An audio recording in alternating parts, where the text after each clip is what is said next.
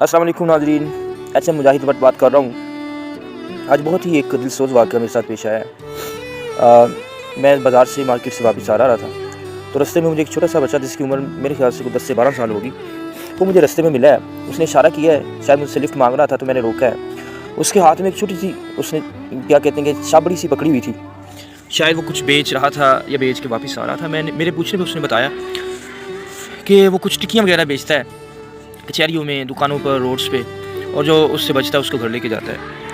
तो इस पर मैंने उससे पूछा कि मतलब इतनी छोटी सी तुम्हारी उम्र है, इस उम्र में तुम्हारे हाथों में इस छाबड़ी की जगह किताबें और बस्ता और बैग होना चाहिए और तुम्हें स्कूल जाना चाहिए, तो ये क्या वजह है, क्या मजबूरी है कि तुम ये काम कर रहे हो? छोटा सा बच्चा था, यकीन कीजिए कि 10 से 12 साल या 13-14 साल उसकी उम्र होगी।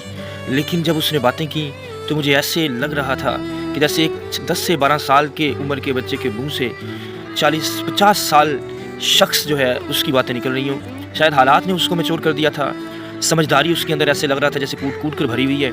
एक एक लफ्ज़ का चुनाव उसका जो था वो ऐसे था कि जैसे हालात ने उसको बहुत कुछ जो है वो सिखा दिया हो। तो मैंने कहा कि आप स्कूल जाने को दिल नहीं करता, आप स्कूल क्यों नहीं पढ़ रहे?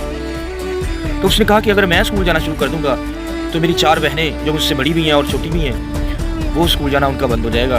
उनका स्कूल का जो खर्च है, ये जो टिक्कियाँ मैं बेच रहा हूँ, इससे जो 200, 300, 400 या 600, 700 रुपया बनता है, उनके स्कूल का खर्च चला रहा हूँ। तो अगर मैं स्कूल जाऊँ तो वो घर बैठ जाएंगी, तो मैं तो चलो एक हूँ, वो 4 हैं, वो 4 पढ़ जाएंगी मुझे एक की वजह से। दूसरी जब उसने बात की, उसने कहा, और मेरे हमवतनों, फिर मैंने उससे पूछा कि छोटा सा एक तुम्हारा एक काम है और इससे 400 बच जाता है, 500, तो घर का गुजारा कैसे चल रहा है? तो उसने बताया, मेरे भाई, वैसे वो पंजाबी में बात कर रहा था, उसने बताया कि मेरे भाई, रोज़ाना जब मैं घर जाता हूँ तो मेरे सब घर वाले मेरा इंतज़ार कर रहे होते हैं कि ये आएगा और ये आटा लेके आएगा और फिर रोटियाँ बनेंगी।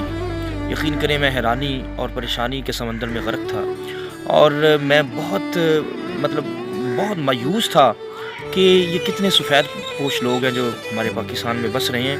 और सबसे आखिरी बात जिसने मेरे रोंगटे खड़े कर दिए, और मुझ जैसा जो है वो सख्त तबीयत वाला इंसान भी जिसकी आंखें छलक पड़ी, उसने कहा कि अगर मैं ये काम छोड़ दूं और पढ़ना स्टार्ट कर दूं, मेरे बाबा जान जो घर में बीमार हैं, दिल के मरीज़ हैं, और उनकी दिल की धड़कन एकदम से तेज़ हो जाती है, उनकी हफ्तावार मैंने मेडिसिन लेके आनी होती है, और अगर मैं ये काम छोड़ दूं तो उनकी सांसों की जो रवानी है वो भी इसी काम से है, तो इसको तो मैं कभी भी नहीं छोड़ सकता। हाँ, पढ़ने को मेरा बहुत दिल करता है। यकीन कीजिए, उसकी नन्ही सी आँखों से जब आंसू छलके तो मेरा दिल छलनी हो गया। ऐसे लग रहा था जैसे मेरे दिल पे किसी ने कोई वार किए हैं।